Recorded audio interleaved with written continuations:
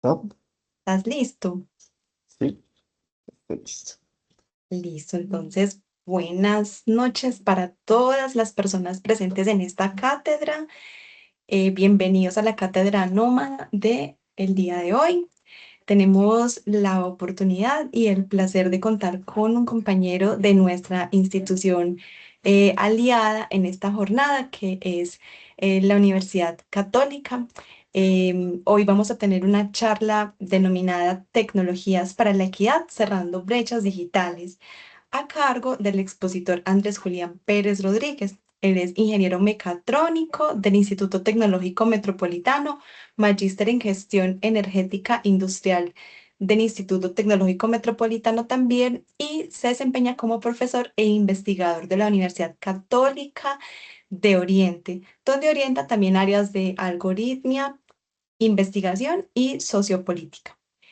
El día de hoy nos va a contar una charla que habla sobre la equidad en la ingeniería, que cuestiona quiénes acceden a ella y a quiénes realmente beneficia, poniendo una mirada inclusiva para impulsar el desarrollo sostenible y la justicia social en todos los territorios.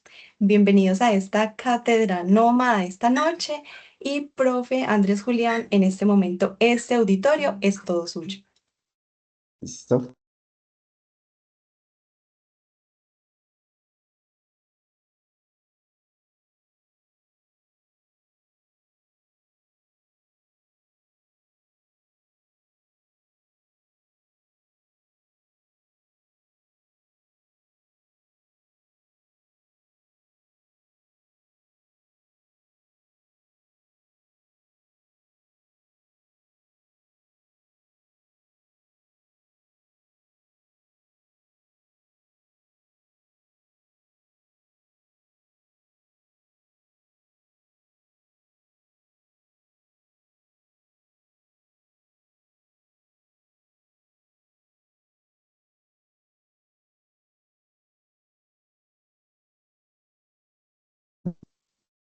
Ahora sí, creo que se había... Listo. Julián, sí, ¿Qué sí, más? ¿Listo? ya puedes iniciar. ¿Listo? Ahora sí. Bueno, buenas tardes. Procuré hacer una presentación, digamos, enalteciendo el espacio digamos, estoy en este momento impartiendo, en vista de que pues, los expositores anteriores han dado unas presentaciones muy válidas, muy pertinentes, muy interesantes, y quisiera, digamos, no bajarle al nivel que ellos estaban impartiendo. Entonces espero pues de antemano que la presentación eh, sea útil para su formación y sea de su interés. Entonces, comienzo. Entonces, haciendo un contexto social pequeño, para contextualizar este espacio, les comento que, por ejemplo, en Antioquia, yo sé que esto es una cátedra internacional, pero quise hacer la contextualización para este territorio en vista de que la mayoría de las universidades que participan de esta cátedra son universidades de Antioquia. En Antioquia se tiene el dato de que el 40% de los hogares todavía no tienen conexión a Internet. Julián, Eh, qué pena que te interrumpa, es que no sí. nos estás compartiendo tu pantalla. Ok, qué pena ahí. Listo. Ya mismo comparto. Ahora sí. Acá. Ahora sí. Sí, señor, ¿Listo? ahora sí la estamos viendo. Listo. Esto lo puedo cerrar, ¿cierto? Minimizar. Listo. Esos son datos de ProAntioquia, que en el plan de desarrollo para este periodo de la gobernación. También les comento que ha sido dicho en varios escenarios que el 70% de las metas de los objetivos de desarrollo sostenible, que, bueno, si alguno no está contextualizado con respecto a qué son estos objetivos, más adelante lo voy a explicar, pero el 70% de esos objetivos se pueden abordar o se puede contribuir a ellos por medio simplemente de una correcta adopción de los modelos de tecnología. Eh, Porque existen varios sectores en los cuales esto se puede utilizar. Podemos identificar que, por ejemplo, para los procesos de siembra, ya de por sí pues existen sistemas robóticos o sistemas mecánicos o sistemas tecnológicos que facilitan esos procesos productivos y que los hacen más competentes. También para la electrificación en zonas no interconectadas o incluso para la educación. Hoy en día es una necesidad que los estudiantes tengan un computador en el cual realizar las tareas, las investigaciones e incluso, digamos, en el ejercicio de la búsqueda de sus derechos. Cuando una persona tiene la necesidad de, por ejemplo, acceder al servicio de salud, muy frecuentemente se le solicita que lo haga por medio de una plataforma móvil, una plataforma web. Se pide que las denuncias también se hagan de manera virtual, inclusive para poderse informar con respecto a temas asociados a la política, para saber por quién votar, pues se necesita ese acceso a Internet que resulta tan útil y que ha moldeado tanto y cambiado tanto la percepción de la política que se ha tenido en los últimos tiempos. Entonces, esos aspectos han sido claves en el desarrollo tanto social como tecnológico de los últimos años.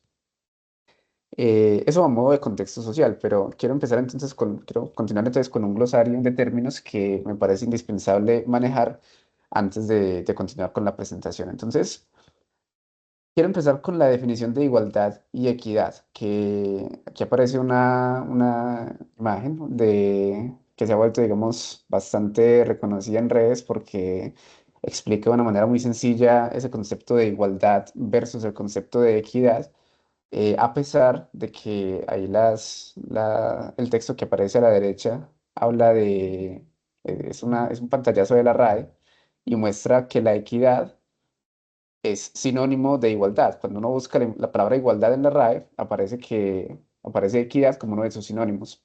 Y cuando busca la palabra equidad, también aparece igualdad como uno de sus sinónimos.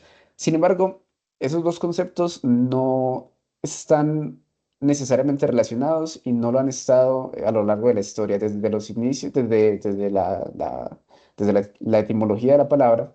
La equidad es un concepto que estaba más relacionado con el concepto de justicia. Mientras que la igualdad estaba pues más relacionado pues con el concepto de parentesco, de que las cosas se parezcan o sean idénticas.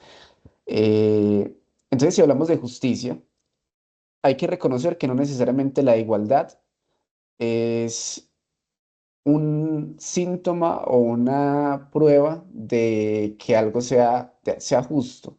Cuando estamos hablando de igualdad, no necesariamente porque dos personas vivan en las mismas ¿Cierto? Que condiciones. que da pues la universidad conjunto con otras ¿Qué universidades pasó? y siempre nos han Eh, invitado pues como a ellos. es que escucho. Profe, Ya, discúlpenos. listo. Dame un segundo. Ah, listo, profe. Entonces ingresamos a la charla y ya, ¿cierto? Listo. Entonces, cuando hablamos de igualdad, no necesariamente estamos hablando de un contexto justo. Muchas veces dar las mismas condiciones a dos personas diferentes, que las personas van a ser diferentes, sea porque la política lo quiera o sea porque la sociedad lo quiera, las personas van a ser diferentes. Entonces no se puede decir que en esas condiciones de igualdad hay una justicia. Muchas veces esa igualdad tiene que estar regulada o incluso evitada. Uno a veces tiene que evitar condiciones iguales para las personas con la finalidad de buscar esa justicia. Esos procesos en los cuales trabajamos con los cuales trabajamos unos conceptos diferentes de equidad que no aplican ese modelo de igualdad, se llaman las discriminaciones positivas. Cuando se aplica una discriminación positiva es cuando uno reconoce que hay condiciones injustas. Tenemos condiciones injustas en las cuales unas personas viven en un contexto, otras viven en otro, y eso hace que se tengan que tomar medidas diferenciadas para garantizar que sea justo lo que reciben las personas. Cuando hacemos ese proceso de desigualdad, de discriminación positiva, es cuando encontramos, digamos, oportunidades o procesos o políticas o decisiones más parecidas a lo que aparece en la imagen en la parte derecha, en la que aparece pues el niño chiquito que tiene dos cajas para poder ver el partido, mientras que aparece a la, a la izquierda, pues que evidentemente el niño chiquito no tiene pues posibilidad de verlo, ¿cierto? Hay algo clave de resaltar acá, y es que cuando hablamos de equidad, tenemos que tener presente que esto se presenta como un medio para garantizar que se dé una igualdad justa. Es decir, cuando hablamos de equidad, muchas veces tomamos medidas diferenciadas para un grupo poblacional para garantizar que ese grupo poblacional llegue a condiciones igualitarias a otras personas. Entonces, voy a poner el ejemplo acá con el Objetivo de Desarrollo Sostenible número 5, el de igualdad de género. Quiero resaltar que el nombre es igualdad, no habla de equidad, sino que habla de igualdad y no es un error, está bien estipulado, porque lo que se busca es que hombres y mujeres tengan las mismas condiciones, que tengan una igualdad en la forma de vivir. Ese es el objetivo, eso es lo que se busca. Sin embargo, cuando revisamos las metas, parecen ser metas más relacionadas con la equidad, porque son medidas diferenciadas. Entonces dice, por ejemplo, eliminar todas las formas de violencia contra todas las mujeres y las niñas en los ámbitos público y privado. Acá una persona puede alegar, puede decir, venga, pero es que, ¿por qué hay que eliminar todas las formas de violencia para las mujeres? Es que la violencia para hombres no está mal. Claro que la violencia para hombres está mal, eso se tiene completamente claro. ¿Qué pasa? Que la violencia hacia la mujer o hacia las niñas es una violencia mucho más frecuente y mucho más agresiva que la que se da en contra de los hombres. Entonces, cuando se habla de eliminar todas las formas de violencia contra las mujeres, cuando se pone el foco ahí, se empieza a hacer un trabajo que va consiguiendo que se consiga una igualdad de condiciones entre hombres y mujeres, que debería ser el paso inicial. El paso inicial debería garantizar que los niveles del grupo más afectado eh, se minimicen para que ya después ahí sí podamos empezar a hacer un trabajo conjunto por ambos sexos en este caso.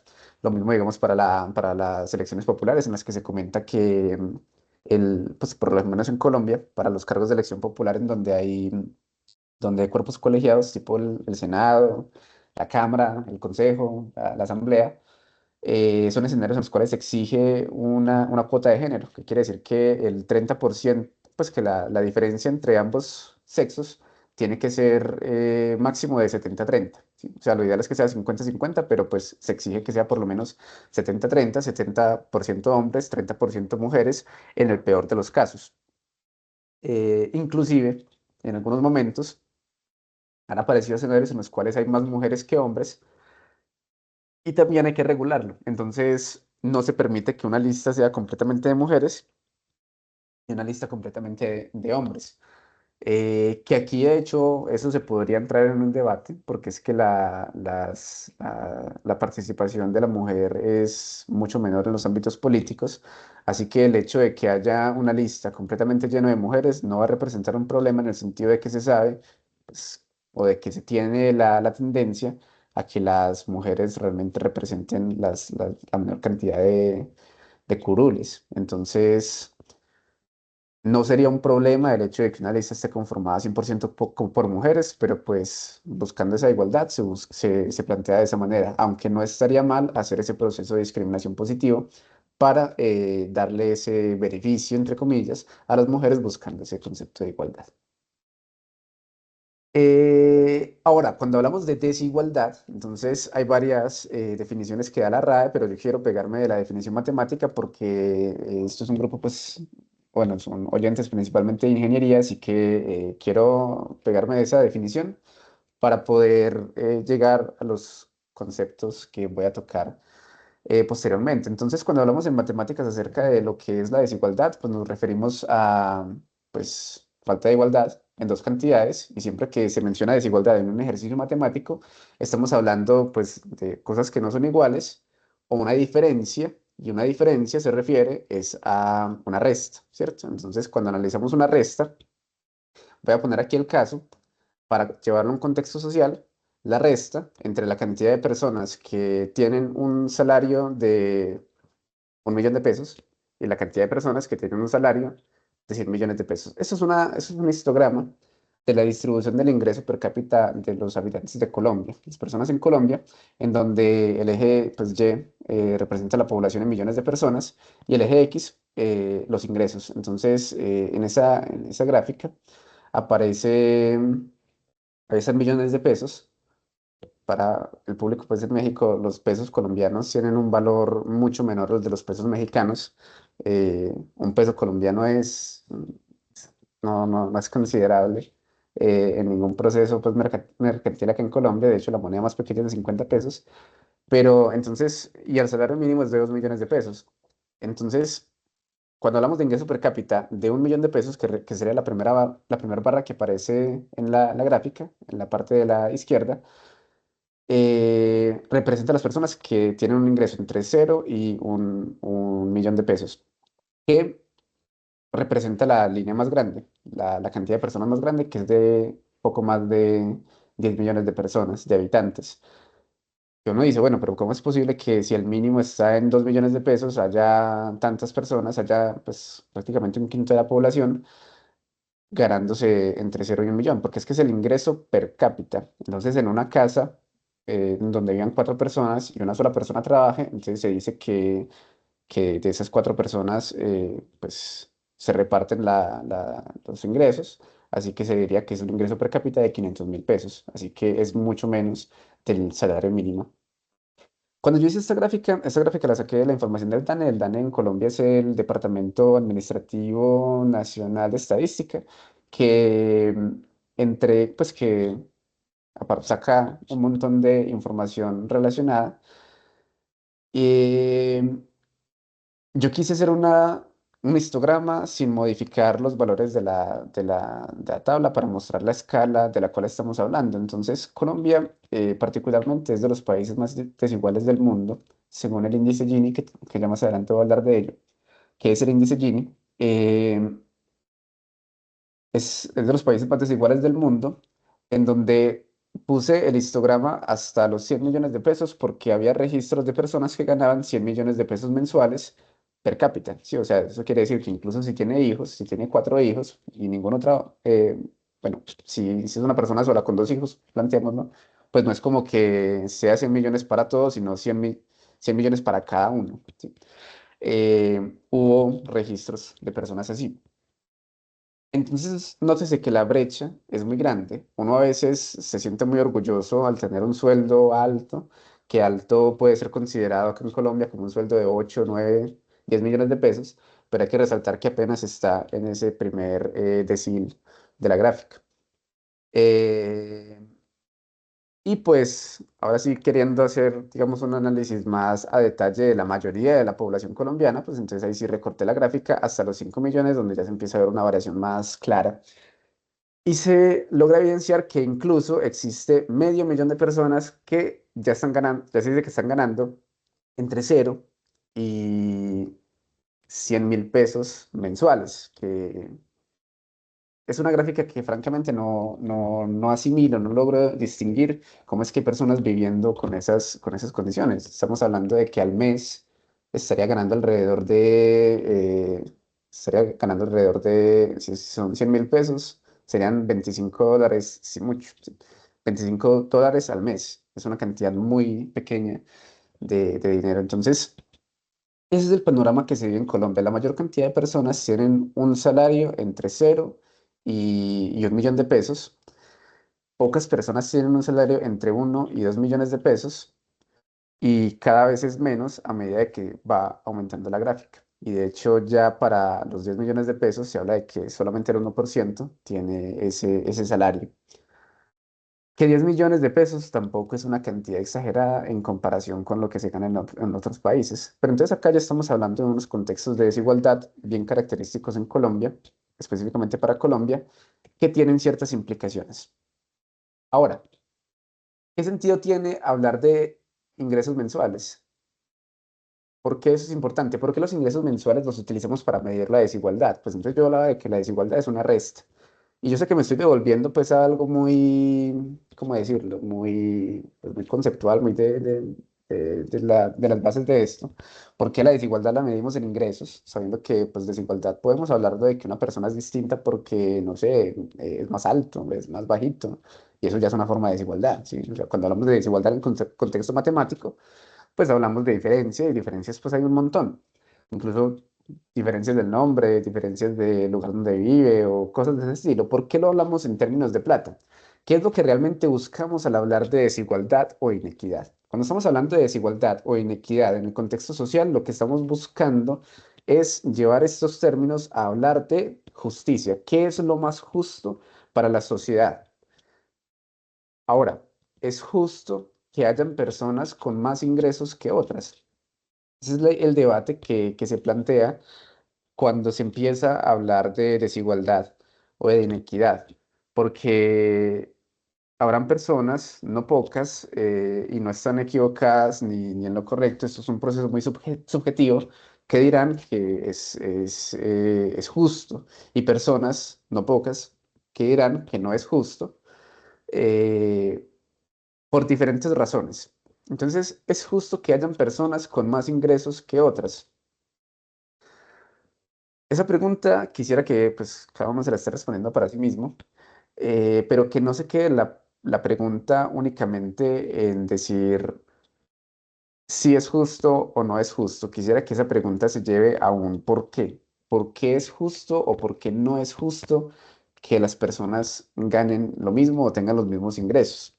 Entonces, la persona que dirá que sí, que piense que es apropiado que las personas ganen lo mismo, seguramente estará pensando que es justo porque la persona se lo merece. Y la persona que diga que no, seguramente estará pensando que no es justo porque es que no hay las mismas oportunidades. Ambos tienen mucha razón, pero también es cierto que las oportunidades evitan la posibilidad de que una persona adquiera ese merecimiento. Hay que devolvernos a la pregunta de qué es aquello que nos hace merecedores de que los ingresos sean altos o sean bajos y merecedores según quién. ¿Sí? Aquí hay una brecha. Hay una brecha en el sentido de que uno siempre dice, venga, ¿qué es aquello que me hace merecedor de más dinero? Pues, no sé, que estudié, que trabajé mucho. Pues sí, pero es que no todo el mundo tiene la misma posibilidad de estudiar. Yo estudié pues porque, no sé, vivía en un lugar específico en el cual tuve la posibilidad de acceder a una universidad, pero pues existen lugares en Colombia y en varias partes del mundo donde no hay universidades cerca y yo no tengo posibilidades de irme. O habrán personas que viven con familiares que tengan muchas necesidades y no tengan forma de dedicarse al estudio cuando saben que tienen que trabajar. También uno dice, no, es que ha trabajado mucho, sí, pero si reducimos el debate a cuánto ha trabajado, yo estoy seguro de que hay muchas personas ganándose muy poco dinero que trabajan demasiado. Así que ese concepto de merecimiento tiene sus vacíos, porque entonces toca entrar a definir quién es el que realmente se lo merece, quién es el que realmente se merece tener ingresos más altos o ingresos más bajos. En ese sentido, es que hay que trabajar la igualdad, hay que buscar la igualdad, buscar que todos tengan las mismas oportunidades para que cuando hablemos de merecimiento, estemos realmente hablando de condiciones justas en las cuales se adquirieron esas razones por las cuales una persona gana más o gana menos. Así que los ingresos tienen esa característica de que nos plantean condiciones desiguales a todos, nos plantean condiciones desiguales a todos y esas condiciones desiguales nos llevan a seguir perpetuando esa problemática de que el hecho de que yo no tenga ingresos me impide generar más ingresos. Si yo tengo muchos ingresos, tengo posibilidades de generar más ingresos porque tengo posibilidades de estudiar, porque tengo posibilidades de invertir, porque tengo distintas oportunidades que son muy diferenciadas con respecto a la gente que no tiene esos ingresos. Ahora otra pregunta. ¿Los ingresos mensuales son el único aspecto que hace que no todos tengan las mismas oportunidades? Y esto es otro punto por tocar. Es que esto no se trata solamente de que la persona tenga dinero o no tenga dinero. También hay otras formas de entender que las condiciones en las que una persona nace tienen que ser desiguales para que se garantice justicia, porque no todos están en las mismas condiciones. Así que planteé un caso de muchos, pero planteé uno del cual encontré bastante documentación y que pues me pareció pertinente mostrarla, pero este pudo haber sido uno de un montón de escenarios diferentes que se pudieron haber tenido en cuenta. Estoy hablando de educación rural versus la educación urbana, las condiciones que se dan para un contexto o para el otro. Resulta que en Colombia el 23,7% de niños y jóvenes rurales no asisten a la escuela frente al 17,9% en zonas rurales, en zonas urbanas, perdón. Hay una brecha entre la cantidad de niños de zonas rurales que tienen posibilidad de estudiar, ¿sí? Acá bien dice, pues no asisten, solo que no está justificando, no está diciendo las razones por las cuales el niño no asiste, que no necesariamente tiene que ser por un tema de que no quiera o le hayan dicho que no, que también se da, sí, claro, o sea, habrán familias en las cuales una persona, un papá le diga a su hijo que no estudie y se ve y no es necesariamente malo, sino que se viven en contextos diferentes y si no hay oportunidades para quienes estudian, entonces pues es entendible que en algunos contextos las personas digan que le digan a sus hijos que no estudien, pero esto es una de las realidades, que existen más personas en zona urbana que tienen forma de estudiar versus la cantidad de personas en zonas rurales que pueden hacerlo. Solo el 35% de estudiantes rurales que comienzan primaria terminan la secundaria. También es otro aspecto muy relevante, el 35%. El 79,8%, casi el 80%, o sea, casi cuatro quintos, de las sedes educativas rurales no tienen acceso a Internet. ¿Sí? También es un tema bastante importante de tener en cuenta, porque en muchas de esas casas, ni en el colegio ni en la casa tienen acceso a Internet. Así que si en ninguno de los dos lugares se da, existen muchas dificultades para acceder a la información y si no se accede a la información, también existen muchas dificultades para poder estudiar. El 18,1% no tiene acceso a la electricidad. Imagínense estas condiciones, o sea, ni siquiera a la luz, sí, a la conexión a la energía eléctrica. Solo el 40% tiene acceso constante a agua potable. El 61,5% de los estudiantes rurales llegan caminando a la escuela. Y esto no es algo que se vea únicamente pues en lugares bien alejados de la capital o cosas de ese estilo, sino pues no, yo vivo en Río Negro, que es un municipio cercano a Medellín, que tiene unas condiciones, digamos, de desarrollo buenas en comparación con otras ciudades, y aún así aquí también se ve que hay personas que estudian en los colegios urbanos, pero que vienen de la zona rural, porque en esa zona rural no hay ningún colegio, y les toca venirse caminando, que pues no está mal que venga caminando, lo preocupante es qué tanto le toca caminar. Y aquí también aparece, el 34% debe recorrer más de 5 kilómetros diarios para llegar al colegio. 5 kilómetros, que no es una cantidad menor, sobre todo si pensamos en que puede llover, sobre todo si pensamos en que puede no haber mucha luz como para garantizar la seguridad, sobre todo si pensamos en eventuales riesgos que pueda sufrir, que pueda tener un niño o una niña en esos contextos.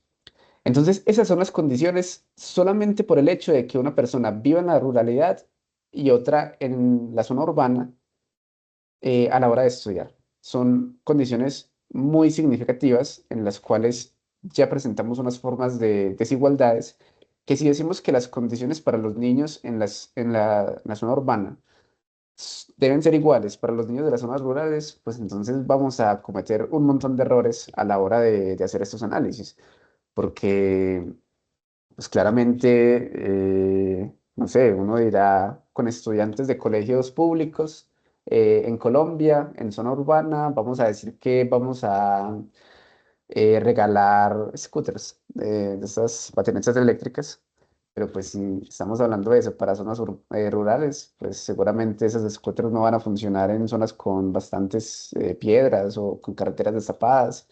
Aquí le decimos destapadas, no sé cómo se dirá en otras partes de las carreteras que no están pavimentadas. Eh, Así que no se puede no se puede aplicar la misma estrategia de un contexto a otro. Así que en esos contextos, la idea de igualdad pierde peso, aunque lo que se busca es que sí, que tengan las mismas condiciones, que tengan condiciones igualitarias, pero para eso hay que garantizar que los problemas de uno no sean solamente, pues, de uno, no, que no hayan problemas, ¿sí? Eso sería el caso ideal. Pero pues si alguno tiene unos problemas en específico, pues eso hay que atenderlo antes de tomar esas medidas de igualdad. Esa información la saco de aquí. Aquí pues igual esto queda grabado, así que cuando se suba a YouTube van a poder escanearlo más fácilmente. Es un artículo que hablando precisamente de eso. Así que existen varias formas de desigualdad y eso es a lo que iba. Cuando hablamos de desigualdad no podemos hablar de solamente la cantidad de plata, la cantidad de dinero que una persona tenga o tenga forma de acceder a ella, sino que tenemos que entender que la desigualdad y la pobreza son multidimensionales. La desigualdad es multidimensional y hay varias formas de caracterizar esa desigualdad. Entonces, miren que hablamos de desigualdad en condiciones de salud, ya hablamos de una forma de desigualdad en la vivienda, que es para el proceso de la educación. Existen desigualdad en el acceso a servicios básicos. No todo el mundo tiene las mismas condiciones para poder acceder a la electricidad o acceder al agua potable. Desigualdad de género, en el sentido de que, pues, el tema de género es una charla que se puede dar completa en otro escenario de otras 2 horas, eh, porque realmente aborda muchos temas. Por ejemplo, el tema de que existe una concepción cultural, una idea, una idealización de que pues la mujer le tiene que servir al hombre, que se promueve en muchos escenarios, digo yo de manera equivocada, y pues bajo ese ideal, que uno sí distingue que hay muchas mujeres que se sienten muy satisfechas al ver su pareja progresar.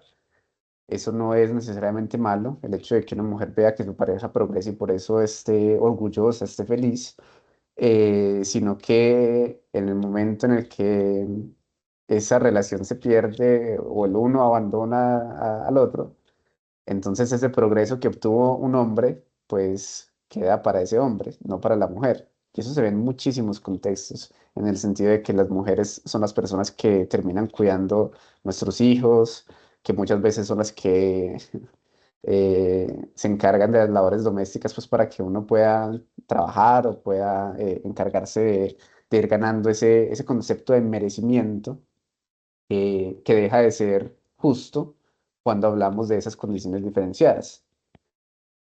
También en las exigencias que se le hace a una mujer a la hora de acceder a un trabajo, porque hay personas muy abusivas que al ver que es una mujer con necesidades, con intención de adquirir un trabajo, entonces busca explotar su sexualidad con la finalidad de que ella se consiga un trabajo, pero pues termina siendo una agresión gigantesca. También la misma discusión se puede dar para contextos étnicos, que uno dice lo mismo, venga, es que las leyes que aplican para los hombres y para las mujeres son las mismas, y las leyes que aplican para los negros y para los blancos son las mismas. Y sí, claro, son las mismas, hay condiciones de igualdad en ese sentido, pero esa igualdad no habla necesariamente de justicia ni de equidad. ¿Por qué? Porque si lo planteamos y nos ponemos a ver, particularmente en Colombia también, donde encontramos a la mayor cantidad de negritudes es en zonas que han sido bastante apartadas del desarrollo social, del desarrollo sostenible, y eso no es gratuito, eso no viene de la nada, realmente es porque pues, viene desde los orígenes de cuando se iba acabando la esclavitud, cuando se decía que, pues listo, esta persona va a quedar con libertad y con los mismos derechos que tiene la gente blanca, sí, pero es que el blanco es el dueño de las empresas, el blanco es el dueño de las tierras, el blanco es el dueño de los sembrados. Entonces, decir que tienen las mismas condiciones, pues es una falacia. No tienen las mismas condiciones. Así que hablar de condiciones igualitarias para los dos no es justo. No es justo, sobre todo, digamos, si yo voy a estudiar siendo una persona que vive en el Chocó, en Colombia, pues tengo muchas más dificultades que si lo voy a hacer en Bogotá, que tiene un montón de universidades, o en Medellín. Yo tuve la posibilidad de estudiar en una universidad pública de Medellín y pues allá yo recuerdo que lo comparaba pues con Río Negro porque yo estaba muy orgulloso de Río Negro porque tenía una calle que le decíamos los colegios. Entonces en esa calle habían como 4 colegios en los cuales, pues en una sola calle. Y yo decía, esto es un orgullo para mi municipio, es decir, que tenemos una calle completa solamente a poner colegios. Yo digo que estamos trabajando, pues que se está trabajando muy significativamente por la educación. Y llego yo a Medellín y es lo mismo, pero para universidades. Entonces uno se da cuenta de ese balance. en el cual pues en una ciudad se tiene que el ITM, el Colegio Mayor, el Pascual Bravo y el- la Facultad de Veterinaria de la Universidad de Antioquia y la Facultad de Minas de la Universidad Nacional, todas están en la misma calle, en comparación con lo que se ve, por ejemplo, en el municipio de San Carlos, que también queda en Antioquia, en donde solamente hay un colegio urbano. Hay unas condiciones completamente diferenciadas. Eh, Esas son distintas formas de desigualdad y esas distintas formas de desigualdad se abordan desde distintas métricas. Hay varias formas de medir esa desigualdad. Una de ellas es el índice Gini. El índice Gini mide la pobreza, ¿sí? Entonces habla de ese primer modelo de desigualdad que les mencionaba, que tiene que ver con los ingresos. Es un estándar utilizado en muchas partes del mundo. Creo que me equivoqué al ponerlo todo en mayúscula. Gini no es una sigla, es un apellido de la persona que lo propuso. Pero en eso se enfoca ese índice Gini. Solo que tiene la problemática de que solamente aborda el tema de ingresos monetarios, el tema de cuánta plata tiene. En cambio, existen otras modalidades, otros índices que se pueden tener en cuenta a la hora de medir la desigualdad o por lo menos a la hora de tener en cuenta las condiciones de desarrollo entre distintos sectores para comparar el índice de un sector pues con el de otro. Entonces aparece, por ejemplo, el índice de desarrollo humano que no mide la desigualdad, sino que mide qué tan desarrollado está cierto contexto y comparando ese resultado con el de otros lugares, pues entonces ya puedo llegar y determinar cuánto es la desigualdad con una desviación estándar. Entonces, ese índice de desarrollo humano ya no solamente aborda el tema de los ingresos, sino que aborda tres aspectos. Aborda el tema de la salud, el tema de la educación y aborda el tema de la seguridad. Entonces, por efecto de que se tienen en cuenta más ítems, entonces ya podemos hablar de diferentes formas de igualdad o de condiciones para ver si condiciones igualitarias son pertinentes en ese contexto o no. También está el índice para una mejor vida, que ahorita voy a hablar de ese más a profundidad. Está el índice de pobreza multidimensional, el índice de desigualdad de género, índice de segregación residencial, índice de acceso a servicios básicos. Aquí no es que esté relacionado el uno con el otro, pues el que esté al frente, sino que son índices completamente diferentes, lo que está a la derecha y lo que está a la izquierda, pero pues son índices enfocados en eso, enfocados en medir las condiciones de vida de distintas personas para determinar qué tan equitativo están siendo esas condiciones en distintas partes del mundo. Ese índice de mejor vida, que en inglés se dice Better Life Index, lo define la OCDE, permite analizar todos estos aspectos: la vivienda, los ingresos, el trabajo, las conexiones sociales, el conocimiento y las habilidades, calidad del ambiente.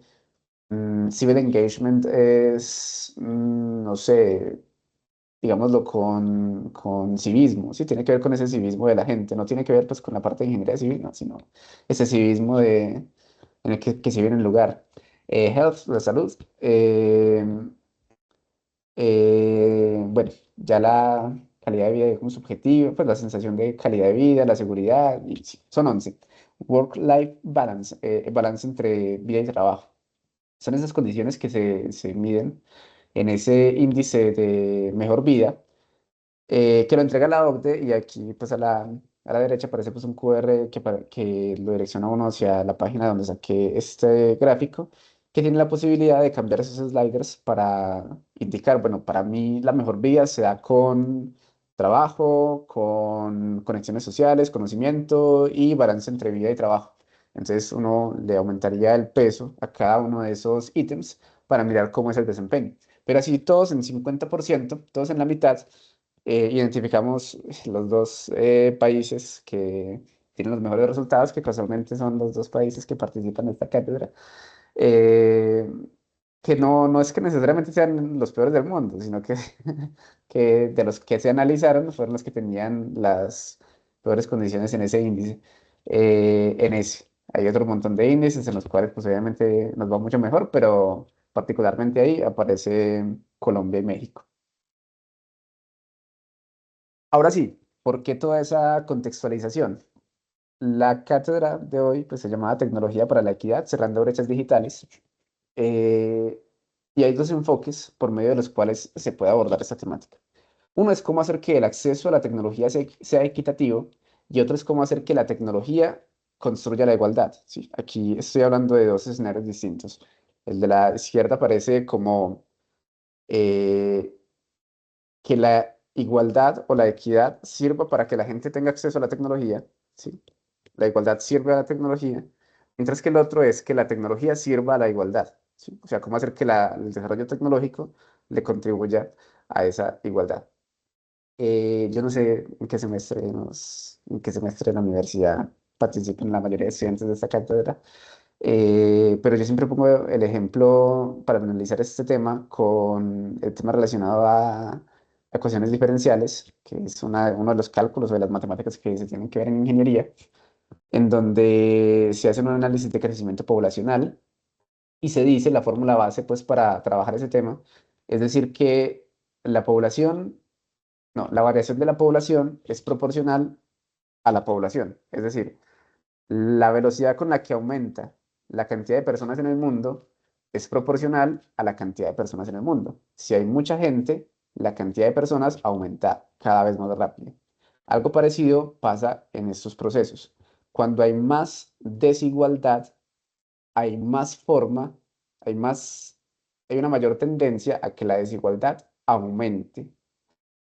El hecho de que haya mucha desigualdad hace que siga habiendo mucha desigualdad. En sistemas automáticos de control hablamos de que eso es un sistema inestable. Es un sistema inestable en el cual se tiene que tomar una decisión, tomar medidas, una retroalimentación para evitar que esto se salga de control. Entonces, algo parecido pasa acá. Si no hay una intervención propia de agentes gubernamentales, de iniciativas populares, que eviten esas condiciones, entonces hay un problema muy grande. Hay un problema, esto no se va a autorregular. eh, y este problema, pues, se incrementaría. Entonces, aquí estoy hablando de cómo hacer que el acceso a la tecnología sea equitativo y cómo hacer que la tecnología construya la equidad, para señalar que esa desigualdad impide el acceso a la tecnología y esa tecnología impide la construcción de igualdad.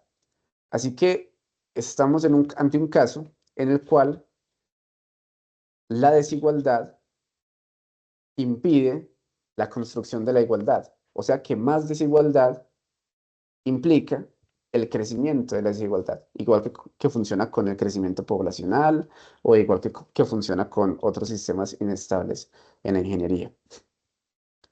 Ahora, toquemos el tema de cómo hacer para garantizar la equidad y la igualdad en contextos relacionados con la tecnología, cómo hacer que la tecnología le llegue a distintas personas en el mundo. Para ello, en Colombia, el Ministerio de TIC, TIC significa Tecnologías de la Información y la Comunicación, que, que utiliza este concepto que se llama el índice de brecha digital. El índice de brecha digital lo mide este ministerio y para ese ministerio es la diferencia socioeconómica entre aquellas comunidades que tienen accesibilidad a las TIC y aquellas que no. Y también hace referencia dice aquí, a las diferencias que hay entre grupos según su capacidad para utilizar las TIC de forma eficaz debido a los distintos niveles de alfabetización y capacidad tecnológica. Entonces,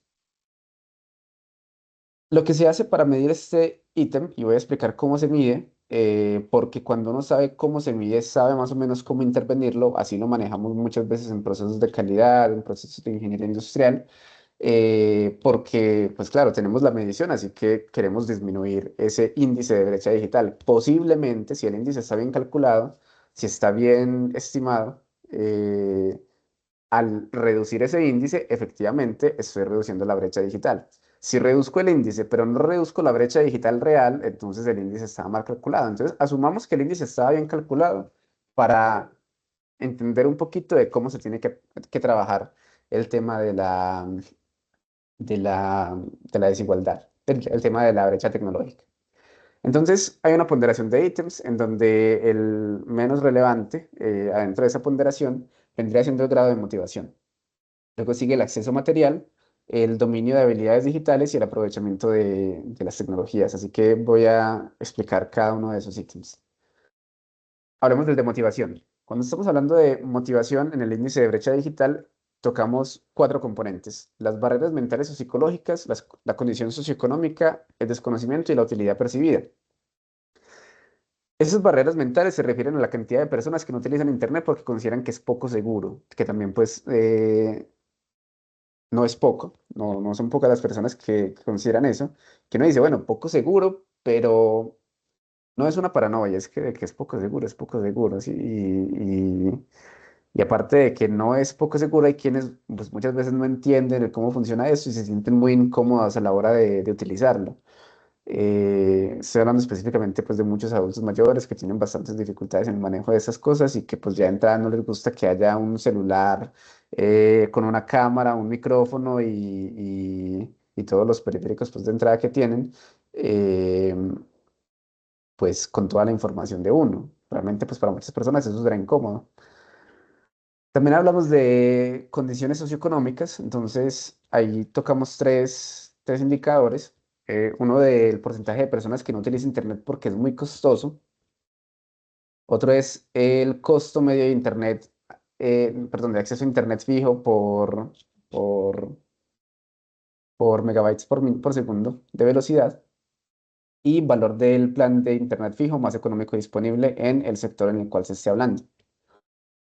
También en la parte del desconocimiento hablamos del porcentaje de hogares que no tienen computador porque no saben cómo usarlo y la utilidad percibida, que habla del porcentaje de personas que no utilizan Internet porque no lo consideran necesario y la cantidad de personas que no están interesadas pues, en conocer cómo funciona ese computador.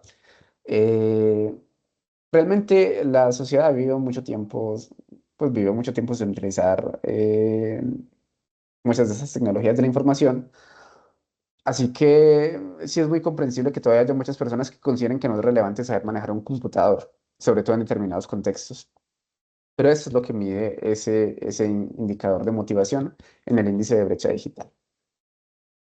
Cuando hablamos de acceso material, entonces ya sí nos referimos a las posibilidades que tienen las personas para acceder a la utilización de la tecnología. Así que tocamos el primer ítem, que es el de acceso a canales o servicios, en donde lo que se tiene en cuenta es el porcentaje de hogares con conexión a Internet y el porcentaje de personas con internet móvil, ¿sí? No es completamente necesario que todo el mundo tenga Wi-Fi en la casa, pues sabiendo que, bueno, si uno vive solo, puede ser muy lógico que uno solamente quiera tener datos. Eh, bueno, no sé cómo se dice en otras partes, datos es cuando uno tiene conexión a internet, pues por el servicio de telefonía. Eh, las características de acceso, el porcentaje de población cubierta por redes móviles al menos de 4G, y la velocidad promedio de acceso a Internet fijo. También se tiene en cuenta a la hora de analizar ese acceso material en distintas zonas. Hay lugares en Colombia donde pues, no llegan esas redes 4G, así que se tiene que tener presente en este análisis. Acceso a terminales, pues, o sea, entiéndase terminales como computadores, pues porque son las terminales por medio de las cuales uno utiliza el Internet y la utilidad percibida. Entonces, el porcentaje de personas que accede a Internet en el hogar, el porcentaje de personas que acceden a Internet en el trabajo, que acceden a Internet en la institución educativa o que acceden a Internet en centros de acceso público gratuito. En Colombia tenemos o tuvimos, no sé si todavía estará funcionando, un servicio que se llamaba Vive Digital, que eran lugares con computadores que pues los ofrecían de manera gratuita. Las personas se podían conectar a internet de manera gratuita y un montón de niños que no tenían internet en la casa pues llegaban allá a jugar sus videojuegos o sí, temas de ese tipo o hacer sus investigaciones para la escuela, para el colegio.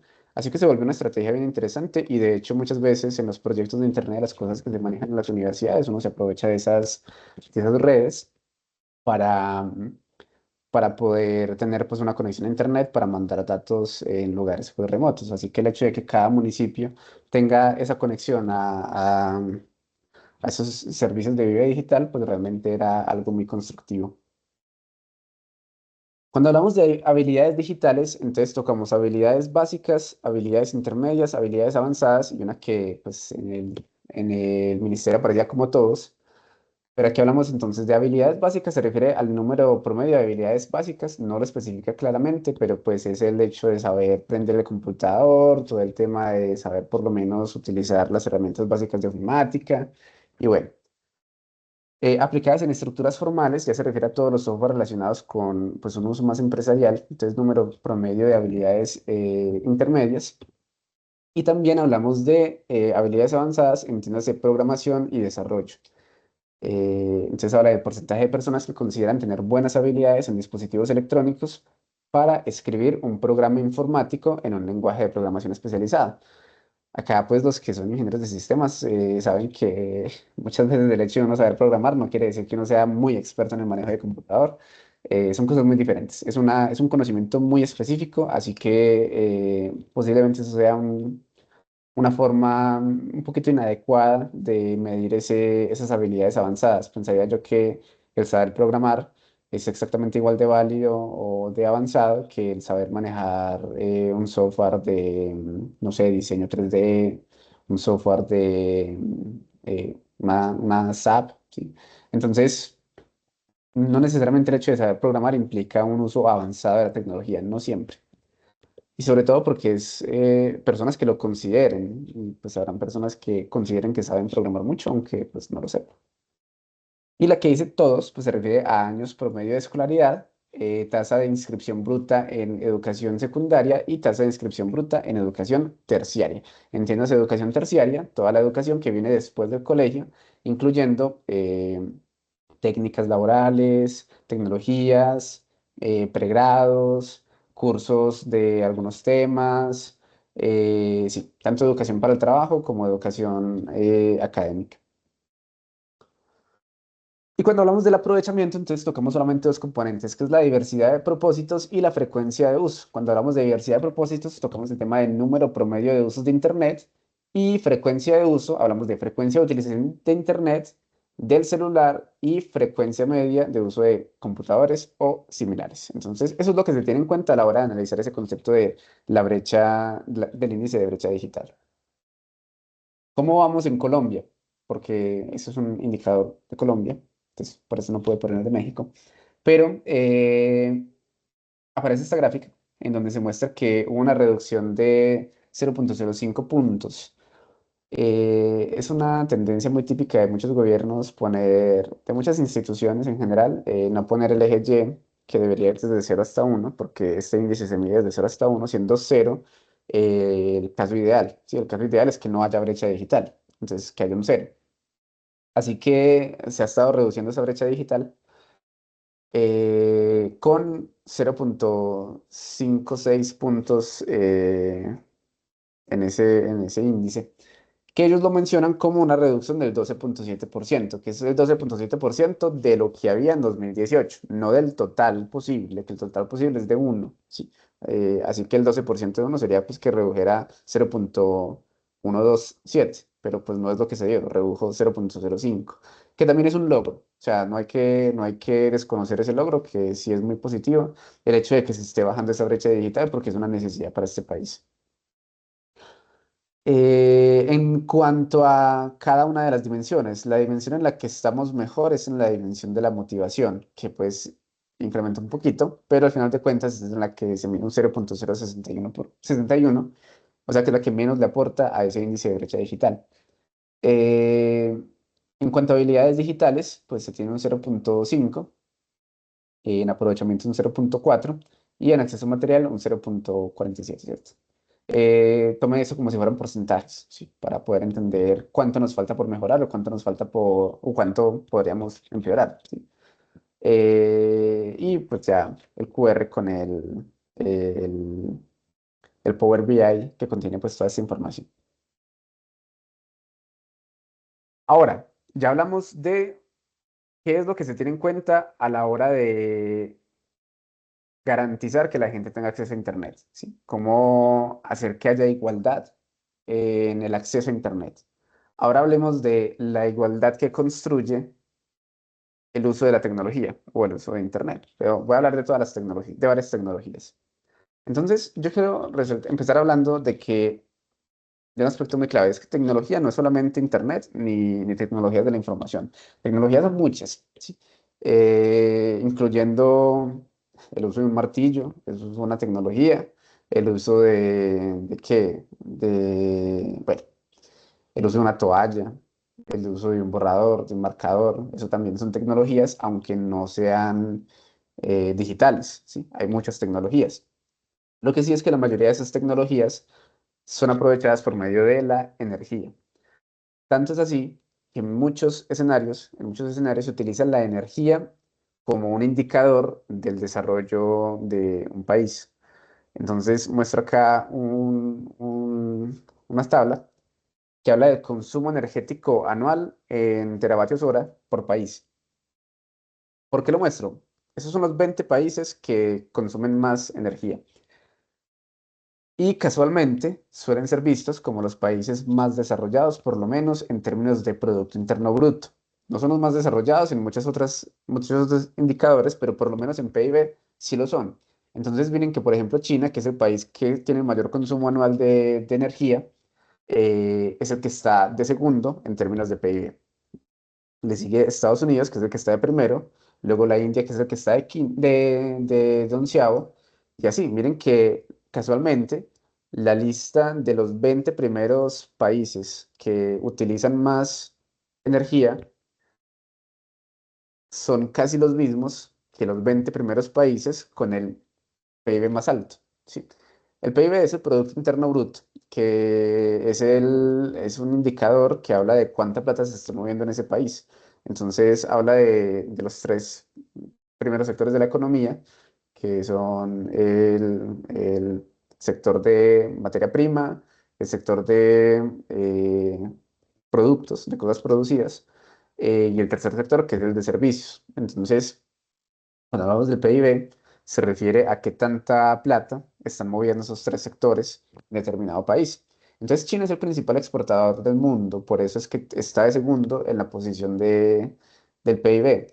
Y Estados Unidos, pues ni hablar, o sea, la cantidad de dinero que mueve Estados Unidos es muy grande y es el país que pues mueve más plata y por eso se considera como la principal potencia, porque, porque la mayoría de procesos mercantiles pasan por ahí, porque tienen el PIB más alto. Muchas empresas procuran llegar a Estados Unidos, que es un país muy competitivo, pues para garantizar ese crecimiento económico, pues porque como allá hay tanta plata y se mueve tanta plata, entonces se vuelve un lugar muy interesante para invertir. La India, yo sé que la India no se ve como un país muy desarrollado, pero es el quinto país con el PIB más alto, que tiene mucho que ver con la cantidad de personas que hay, y también en China. Que uno dice, venga, es que las condiciones de las personas en China y en India no son tan buenas como en otros lugares, que eso ya sería otro indicador, se llama el PIB per cápita, que aquí estoy tomando el PIB total, ¿sí? Entonces, es por eso que la India aparece. Y también tiene un consumo energético pues muy alto, pues porque también hay mucha gente. Y así con todos. Entonces, Japón también tiene ese caso de que tiene muchas personas, pero también tiene pues un consumo energético muy alto. Y la energía se utiliza como un indicador de desarrollo, un indicador de desarrollo en muchos lugares del mundo. Hay excepciones en esos casos que serían los casos de Irán y Emiratos Árabes Unidos, dado que en Irán el ranking en el PIB es del 33, o sea, eso quiere decir que está de 33 en esa lista, pero miren que aquí aparece como el noveno. ¿Por qué se da eso? Porque es que Irán y Emiratos Árabes Unidos son países que son petroleros, entonces al producir, al extraer tanto petróleo, pues ese petróleo cuenta en esos datos de consumo energético, aunque no se lo consuman, ¿sí?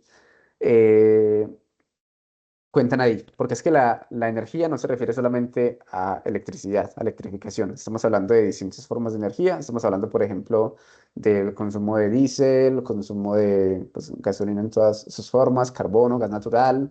Estamos hablando de, bueno, ya los vectores energéticos que uno considere para analizarlo. Luego, también hay que tener en cuenta que el estilo de vida de hoy es muy diferente al estilo de vida que se ha tenido en otros momentos de la historia, ¿sí? Aquí quiero mencionar que hoy en día dependemos de distintas formas de entender la economía, entender el trabajo, entender la educación, y eso depende de un acceso a la tecnología. Miren que hoy en día estamos hablando electrónica moderna, estamos hablando de transacciones digitales, estamos hablando de redes 5G, de inteligencia artificial, que hoy en día el sector económico que no utilice la inteligencia artificial está en riesgo de quebrar, porque es que es muy difícil competir contra la gente que sí utiliza bien ese tipo de tecnologías. El uso de drones, el uso de robots humanoides, de maquinaria moderna, de ciberseguridad, innovación médica, cloud computing, el Internet de las Cosas, bueno, todas esas que aparecen ahí, yo quiero que se resalte el hecho de que han cambiado mucho la forma en la cual estamos viviendo hoy en día. Pues muchas ya estaban, pero al final de cuentas la tecnología ha hecho un modelo de dependencia para nosotros como humanidad. Nosotros dependemos de la tecnología porque hemos construido un modelo económico en el cual la utilizamos demasiado y quien no lo utilice, pues tiene bastantes riesgos. Eh, Aquí también se menciona el tema de educación online, el tema de trabajo desde casa, sí, lo que les decía, pues de todo este tipo de procesos. Almacenamiento de energía, impresión 3D, bueno. Y los principales stakeholders de este tipo de procesos, pues miren que aquí aparece un montón de sectores, el residencial, el gubernamental, el legal, el uso de agua, energías renovables, agricultura, escuelas, universidades, electricidad, centros comerciales, bueno, entonces todo ese tipo de cosas, todo ese tipo de sectores dependen significativamente de ese crecimiento tecnológico. Nuevamente pues les pongo el link del artículo de donde saqué, pues el QR del artículo donde saqué, igual eso queda en las referencias al final. Eh, y quiero señalar algo, entonces, hoy en día se habla mucho de industrias 5.0 o industrias 4.0, que eso tiene mucha relación con los conceptos de revolución industrial. Cuando hablamos de revolución industrial, de hecho uno se puede pensar este tema de las industrias como distintas revoluciones industriales. La primera se refiere a la primera revolución industrial y la industria 1.0 serían como lo mismo, que es cuando se empieza a utilizar la máquina de vapor y cuando se empieza a utilizar el telar y las implicaciones fueron un montón. Anteriormente, el hecho de tener ropa, de tener personas con ropa, de conseguirse ropa para la gente era complejo, porque es que fabricar un textil no es algo sencillo, sobre todo si uno lo hace a mano. Así que el hecho de que hayan máquinas que puedan fabricar textiles, que puedan fabricar ropa, es un progreso muy grande para la economía. Y el hecho de tener un motor, un objeto que tenga un eje que esté dando vueltas, los ingenieros mecánicos entenderán muy bien que el hecho de tener un objeto que esté dando vueltas da pie a un montón de posibilidades, una cantidad impresionante de posibilidades para desarrollar cosas. Así que esa primera revolución que habló de el uso de la máquina de vapor como ese motor, ese objeto dando vueltas, y el uso del telar, representó un cambio muy significativo en la forma de entender la economía, ¿sí? Que tuvo dos implicaciones principales. La primera es ese crecimiento de la capacidad adquisitiva de varios sectores y la segunda es esa reducción de la mano de obra, ¿sí? O sea, o reducción no, del reemplazo de esa mano de obra. Hubo muchas personas afectadas por el hecho de que ya habían máquinas que hacían los telares, las telas, así que pues ahora ha habido muchas personas que habrán perdido su empleo. Cuando hablamos de la industria 2.0 o la segunda revolución industrial, entonces hablamos de esa revolución de la energía eléctrica, que la energía eléctrica, pues ni hablar, eso permitía un transporte de la energía muy diferenciado, porque es que antes, durante la primera revolución industrial, esa distribución de energía, ese llevar energía a otras partes, era llevando carbón, ¿sí? Y el hecho de tener la posibilidad de transportar por cables la energía para poder conectarlo a motores eléctricos o a ese tipo de procesos, pues también facilitó un montón de cosas. El hecho de que existan bombillas, el hecho de que existan, bueno, el hecho de que hayan focos, bombillas, luces, de hecho dio pie al cartel de Fibus, fue un cartel, entre comillas, que fue un negocio pues, que se hicieron las principales empresas de energía del mundo para que, para que los bombillos, los focos, tuvieran una obsolescencia programada.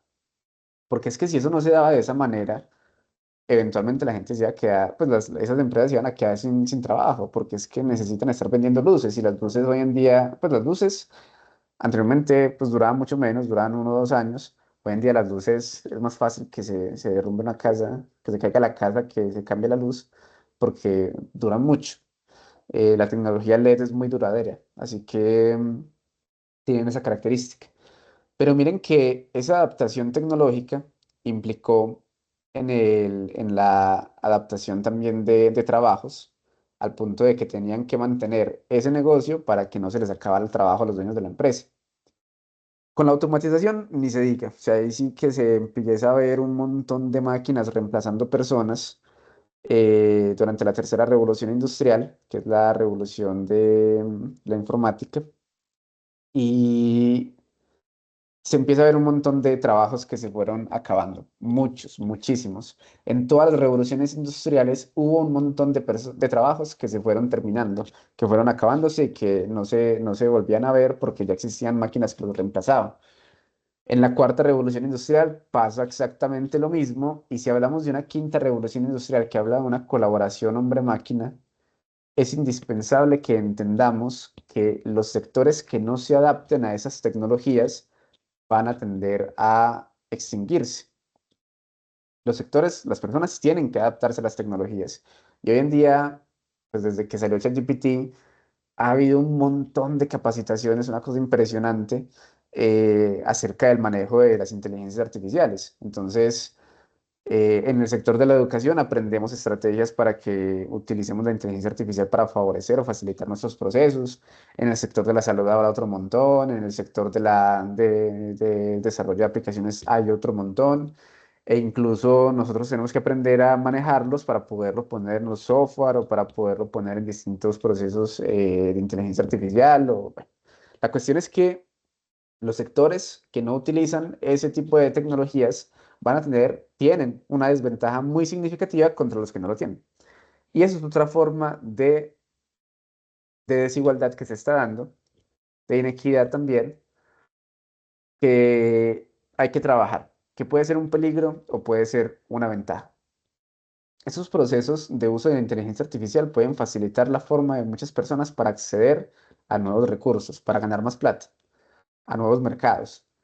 ¿Qué pasa? Que también los sectores que tienen más dinero, que tienen un poderío económico más alto, tienen mayores posibilidades de adaptarse que los sectores más pequeños. Así que también existe un riesgo por el hecho de que estas nuevas tecnologías vayan apareciendo en el sentido de que pueden o construir más desigualdad o reducirla, dependiendo de cómo sean utilizados, pero es indispensable que se estén utilizando. Y se llevan utilizando desde mucho antes de ChatGPT.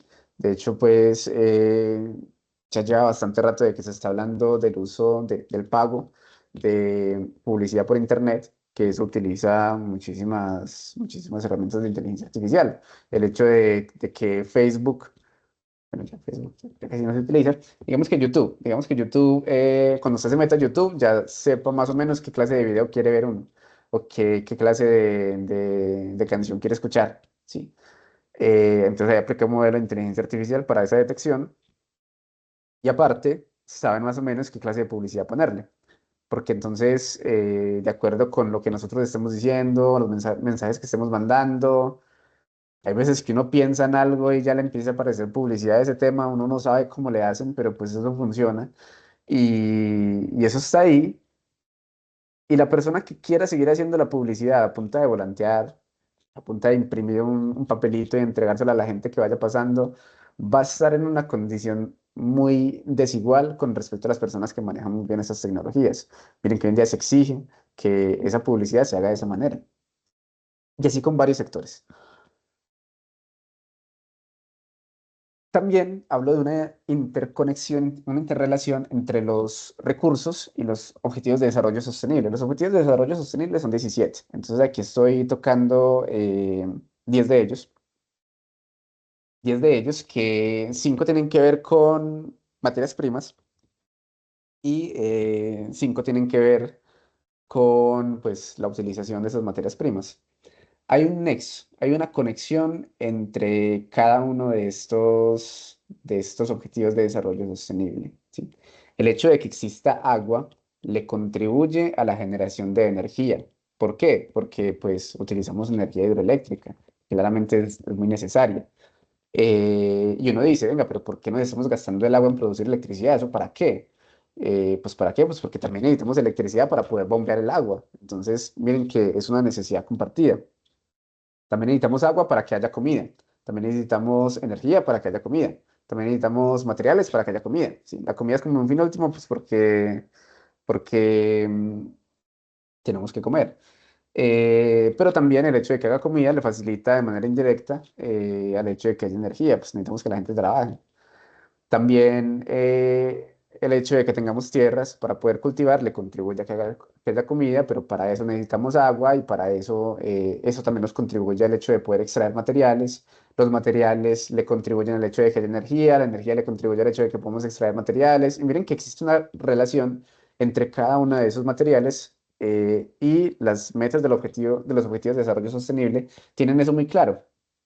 Y ese tipo de cosas también aplica cuando analizamos distintos objetivos de desarrollo sostenible en cuanto a los servicios, sí, a los servicios. Entonces, miren que estamos hablando de empleabilidad, educación, salud, economía y tecnología. Bueno, ¿cuál es la idea? La idea es que la tecnología claramente le contribuye a que haya educación y la educación le contribuye a que haya tecnología. Bueno, yo digo claramente, pues, si para algunos no es claro, me refiero a los cursos virtuales, al acceso a la investigación, pues, a la información, al poder, pues, hacer las consultas, al poder, bueno, todo ese tipo de herramientas que existen. Eh, la salud está relacionada con el tema de la tecnología. Necesitamos tecnología para poder garantizar la salud. Y salud, pues para poder garantizar el crecimiento tecnológico. La economía está relacionada con la tecnología y la tecnología con la economía. Ambos se nutren. Piensen en que muchos de los países más ricos que tenían el PIB más alto, no son países con siembras de comida muy prominentes. Si vean, por ejemplo, Japón. Japón no es como que sea una zona con tierras muy fértiles, sino que producen mucha tecnología, así que tienen muchos bienes en cuanto al segundo sector de la economía y por eso entonces se considera un país rico. Miren que sin necesidad de producir, pues de extraer de la tierra, aún así se considera un país rico. En cambio, por ejemplo, muchos países africanos, muchos países acá en Latinoamérica, no son países que se consideren como de las principales potencias, pero tienen muchísimos recursos naturales. Colombia es uno. Colombia es un país que tiene muchísimos, demasiados recursos naturales, pero pues he escuchado muchos chistes de mexicanos insinuando que nosotros aguantamos mucha hambre, pues que no es cierto, pero se escuchan mucho. Eh, y así.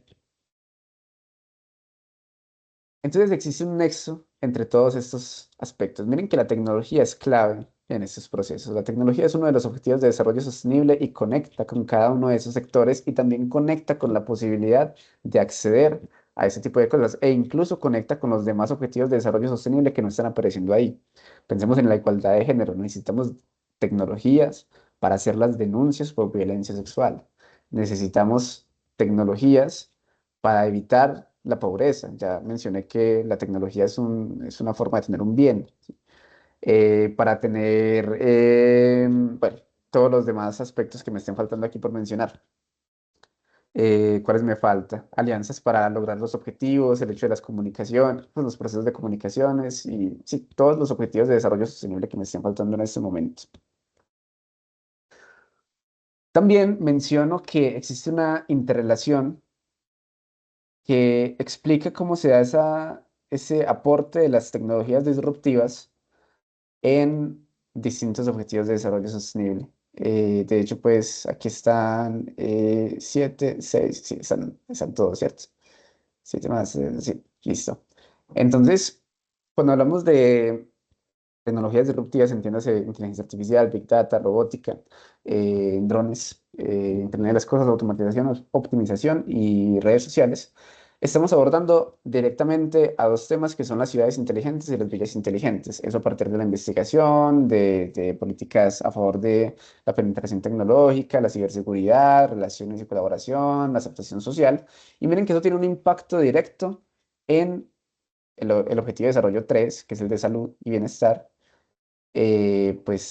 trabajo decente y crecimiento económico, industria, innovación e infraestructura y ciudades inteligentes. Miren que existe un impacto directo, porque es que necesitamos tecnología para garantizar eso. Y al garantizar eso, podemos empezar a trabajar temas de pues fin de la pobreza, hambre cero, educación de calidad, agua limpia y saneamiento, energía limpia y no contaminante.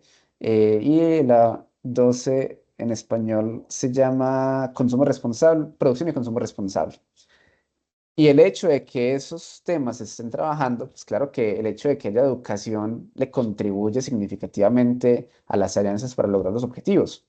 O claro que el hecho de que haya agua limpia le contribuye al tema de vida en ecosistemas terrestres y vida en ecosistemas marinos. Y así, entonces miren que al final de cuentas, por el hecho de estar promoviendo la tecnología, desde las políticas públicas y desde utilizar esto para la equidad, estamos abordando todos los objetivos de desarrollo sostenible, sea de manera directa o sea de manera indirecta. Con esto concluyo entonces que, bueno, haciendo una especie de resumen, las conclusiones no deberían ser resúmenes, pero pues concluyo con la idea de que la desigualdad es multidimensional, es uno de los aspectos pues, que primero se tocó, pero la tecnología puede abordar esa problemática desde sus diferentes dimensiones, sea de manera directa o indirecta. Existen efectos tanto negativos como positivos del desarrollo tecnológico sobre la equidad y la igualdad. Eso depende de cómo sea usada la tecnología. Y de igual forma también existen efectos de la desigualdad sobre el acceso a la tecnología. Eh, Esto hace que el problema necesite medidas de control para no incrementar más la problemática. Bueno, las referencias para que queden en el video, por si alguno la va a buscar. Y creo que eso es todo. ¿Alguna duda? Me demoré mucho. No, está bien. Sí.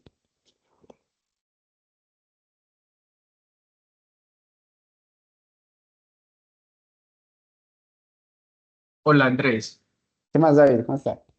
bien, bien.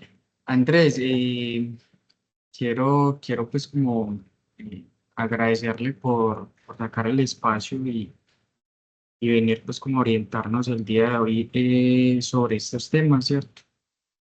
A mí pues particularmente me gustó mucho la metodología de la charla.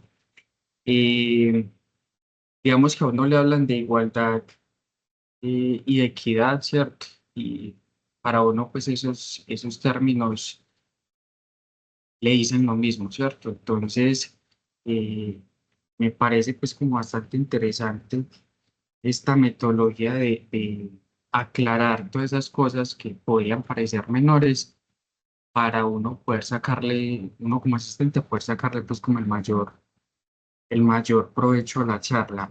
Particularmente me pareció también muy interesante y me llamó mucho la atención esa brecha tan pequeña que hay entre el porcentaje de estudiantes de la zona rural y de la zona urbana que no asisten a la escuela. Yo pensé que esa diferencia era mucho más grande, ¿cierto?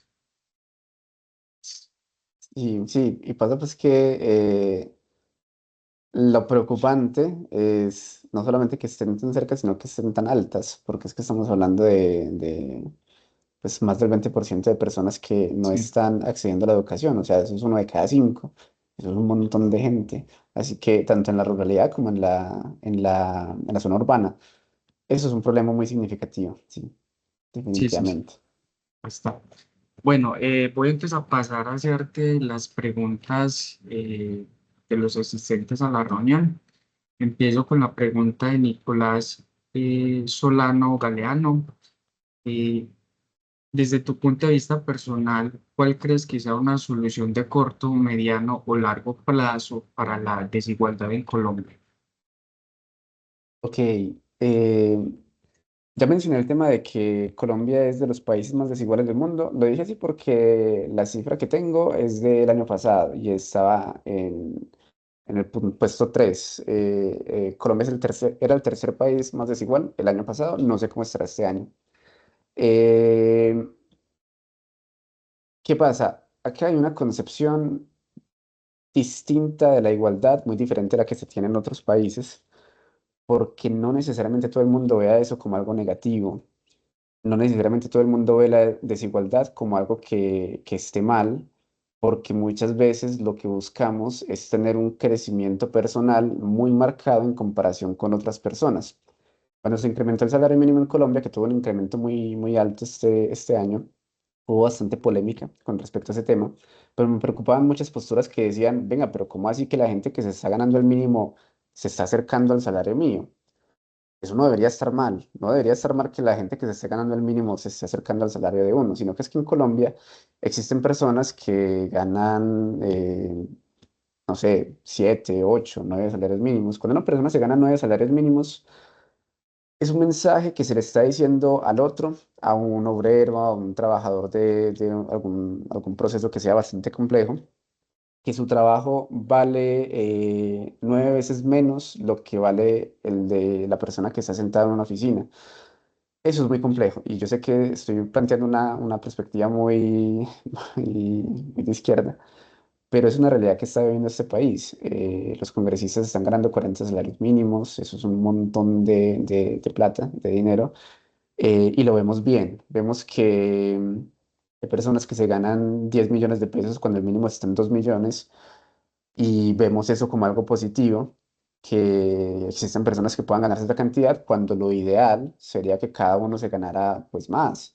¿Qué pasa? Que no existen las condiciones suficientes para que todo el mundo se gane cantidades más altas y el incremento del salario mínimo sí fue una medida muy repentina que nos tomó de sorpresa a muchos. Sea buena o sea mala, eso depende pues de muchos análisis que uno pueda hacer, pero se sabía desde hace mucho rato que el mínimo había que subirlo mucho más del IPC. Eso lo reconocen sectores de derecha, sectores de izquierda y está, pues era algo que se sabía desde hace rato. Sin embargo, la problemática no era ni siquiera el mínimo, sino era el hecho de que la gente no tenía acceso a trabajo fijo, a un trabajo que se gana el mínimo. O sea, hay mucha gente que ni siquiera se gana el mínimo. Entonces, esas medidas podían implicar en el hecho de que la gente fuera perdiendo su trabajo. Y lo que se ha dicho siempre es que la única forma de incrementar el salario de la gente no es necesariamente incrementando el pago así como así, sino incrementando la capacidad de pago de las empresas. ¿Cómo se incrementa la capacidad de pago de las empresas? Que tampoco es reduciendo impuestos, como lo plantean muchos sectores, sino que es incrementando pues, las adquisiciones de la empresa. Eso habla es del Producto Interno Bruto, o sea, de cuánta plata está ganando el país. Si Colombia produce más plata, hay más formas de pagarle más a la gente. Puede ser que eso no incremente no incremente la igualdad, pero puede permitirlo. Permite que se incremente. Ya empieza pues el tema de la, ¿cómo se dice? De la voluntad política, pero podría hacerlo. Lo que hay que garantizar son esas dos cosas. Lo primero, que el colombiano no se gaste la plata en el exterior, y lo segundo es que el extranjero sí se gaste la plata en Colombia. Eso incrementa el salario mínimo. Y cuando se incrementa el salario mínimo, el PIB, y cuando se incrementa el PIB, entonces ya podemos empezar a decir, bueno, por Colombia se está moviendo mucha plata, así que entreguemos de más plata a los colombianos, pues para que gasten más, pues porque plata hay mucha.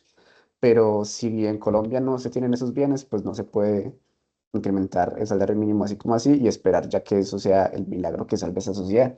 Esa es como mi postura. Lo que hay que hacer es producir más para recoger más plata de otros sectores, de otros países. Entendido. Muchas gracias, Andrés. Ahora te voy a hacer la pregunta a la compañera Sara Moncada Vélez. ¿Cerrar la brecha realmente es tener acceso a la tecnología o más bien garantizar que las personas puedan o sepan utilizarla?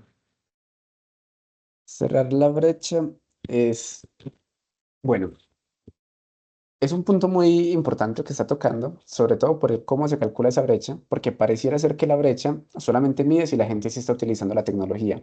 Entonces, eso era la comparación que hacía cuando mostraba los otros indicadores, que decía, tenemos el índice de desarrollo humano.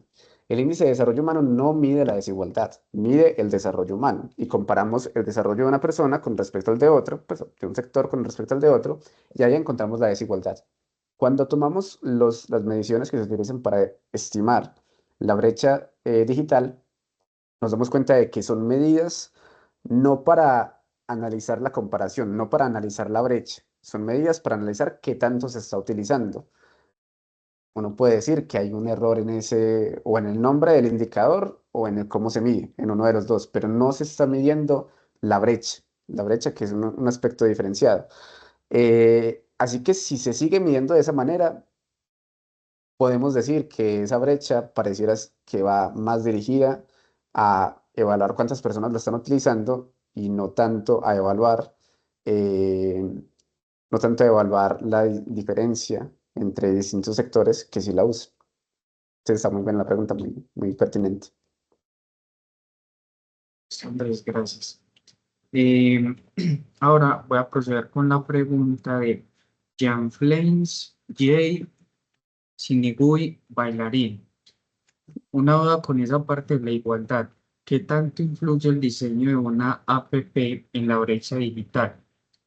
Ellos están diseñando, se está diseñando solo para la gente que ya sabe de tecnología, o el problema es principalmente el nivel de ingreso de las personas que utilizan estas apps. Ujú. Son ambas, sí. No todo el mundo tiene acceso a la internet, a los equipos de cómputo, y no todo el mundo tiene la capacidad pues, para utilizarlos. Acá en la UCO manejamos un programa en el cual le damos clases de manejo del celular o de computador a adultos mayores. Y me gusta mucho cuando los estudiantes pues, participan de ese espacio porque se dan cuenta de las dificultades que tienen un montón de gente en el manejo de las tecnologías.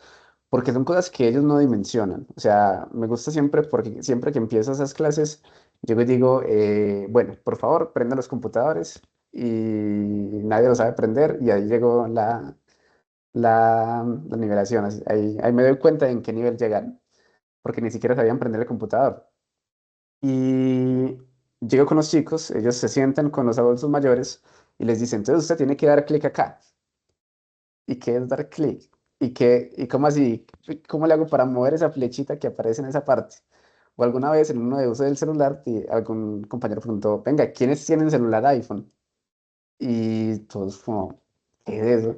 Y uno, no, ¿cuáles tienen celular que tenga una manzanita en la parte de atrás? Eso sí ya lo entendía más fácil. Los niveles de desconocimiento de las tecnologías son impresionantes. Y el hecho de hoy en día tener pantallas táctiles, pues sí ha facilitado mucho el hecho de que la gente la pueda utilizar. Pero al final de cuentas, esas interfaces tienen que ser amigables. Si no lo son, pues no van a funcionar para ese tipo de personas. No es un tema de que uno pues le dé rabia con los usuarios, como muchas veces se da, como uno dice, "No, pues, que ¿qué usuario va a cometer ese error? Pero sí, pues sí, realmente no es culpa de ellos, ellos están aprendiendo, están en su proceso, nosotros también estuvimos en esa etapa en algún momento y no se debe juzgar pues al usuario por no saberlo manejar, pero sí hay que tener muy presente que muchos no saben manejar esas herramientas. Si están haciendo un proyecto relacionado con ese tema, ojalá que la app que estén desarrollando sea muy amigable con el usuario y si están haciendo un proyecto relacionado con hacer apps más amigables, o sea, no una en específico, sino hacer apps más amigables, realmente me parece que es un proyecto de investigación muy valioso que ojalá que saque frutos. Listo, muchas gracias. Eh, Brian Garcés Martínez te pregunta, ¿crees que en algún momento se pueda terminar o cerrar la brecha de la desigualdad en las diferentes áreas? No, no, porque como les decía, la igualdad no se da ya de entrada, pues porque somos seres humanos que somos diferentes. Eso hace parte de nuestras riquezas y hay que valorar mucho el hecho de que hayan personas diferentes. Y siempre que hayan personas diferentes, se tienen que tomar medidas diferentes. Así que creo que no, nunca se va a acabar esa brecha digital y no creo que eso sea malo. creo que el hecho de que siga habiendo una diversidad es algo que le construye a todos como sociedad. Entonces, eh, hay que aprender a vivir con eso, aprender a vivir con el hecho de que hay personas diferenciadas, asumimos procesos diferentes, aunque sea más complejo, pero eso hace parte de que seamos diversos pues de que tengamos una sociedad con cierta esperanza. Sí, sí, es correcto. Ahora te voy a hacer una pregunta de Andrés David Colina Luna. ¿Crees que más convenios internacionales puedan mejorar las brechas digitales y las brechas económicas? Yo creo que mejorar aquí quiso decir reducir. Ujú.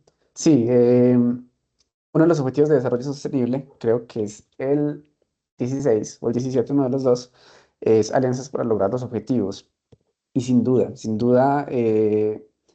esas alianzas que permiten el reconocimiento de la diversidad son un camino muy valioso para garantizar esas reducciones pues para garantizar esas reducciones de la desigualdad. Creo que lo dije mal, pero el caso es que sin duda esas alianzas son supremamente constructivas. No solamente para el tema de la igualdad en términos tecnológicos, sino para un montón de procesos que necesita esta sociedad, el ser capaz de distinguir las necesidades del otro, eh, y entender cómo podemos evitar, pues, el hacerle daño. Eso es lo que se logra con esas alianzas y creo que sí, sin duda son supremamente importantes en este proceso. Listo, gracias, Andrés. Eh, ahora yo tengo dos preguntas. Una, de hecho, pues digamos que la planteaste, pero no me quedó pues como, me quedó la duda, ¿cierto? Mencionaste que no es común que no se refleje el eje vertical en los datos que le reporta, por ejemplo, para esa evolución del IBD.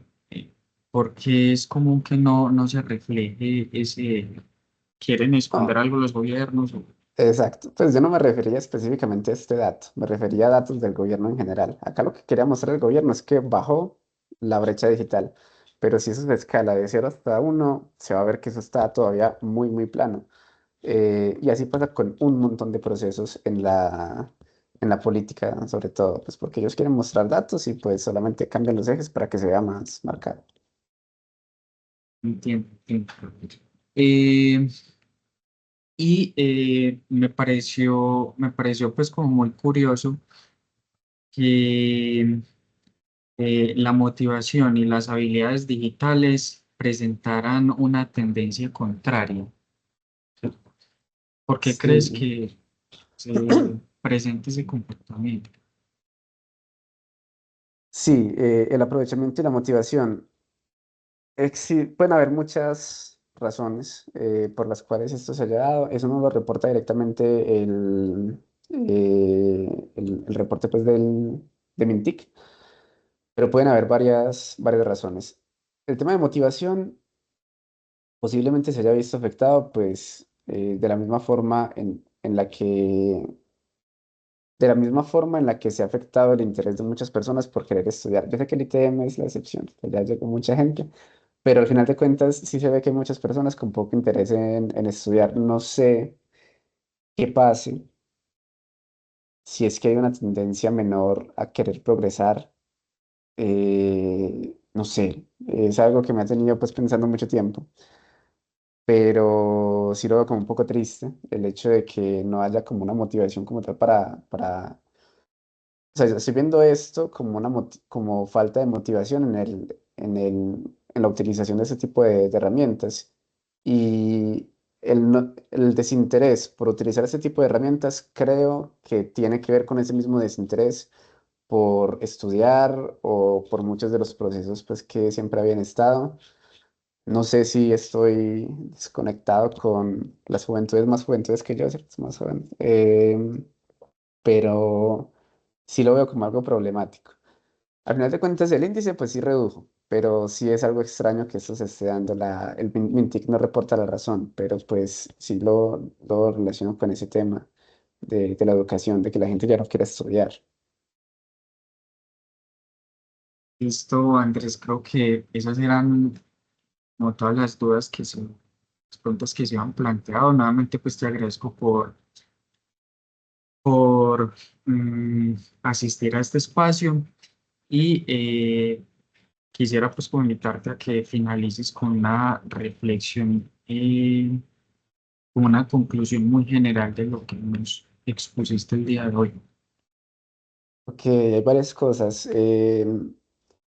Hablar de que somos personas diferentes, esas personas, pues, las personas al ser diferentes, le entregamos una riqueza a la sociedad. Eso no es malo, el hecho de que haya una desigualdad en el sentido estricto de la palabra, pero el hecho de que haya desigualdad no implica que no haya justicia. Sí se tiene que buscar la justicia y que los asistentes, que son estudiantes de ingeniería, asumo que la mayoría, si no es que todos, entiendan su rol tan importante en la construcción de esa justicia. No es un tema de que, bueno, ustedes están estudiando ingeniería y entonces por eso nunca van a tocar temas sociales.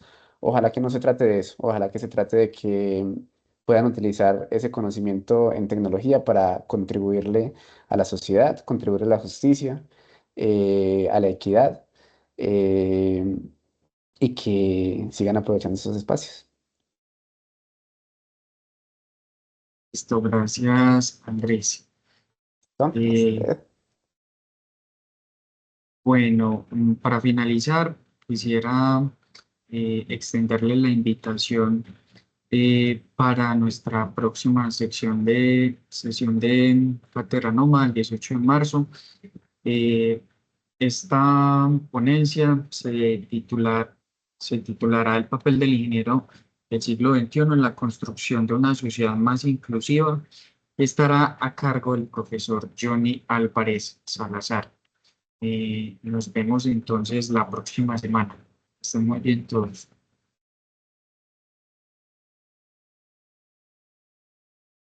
Hasta luego, gracias. Feliz noche para todos. Buenas noches.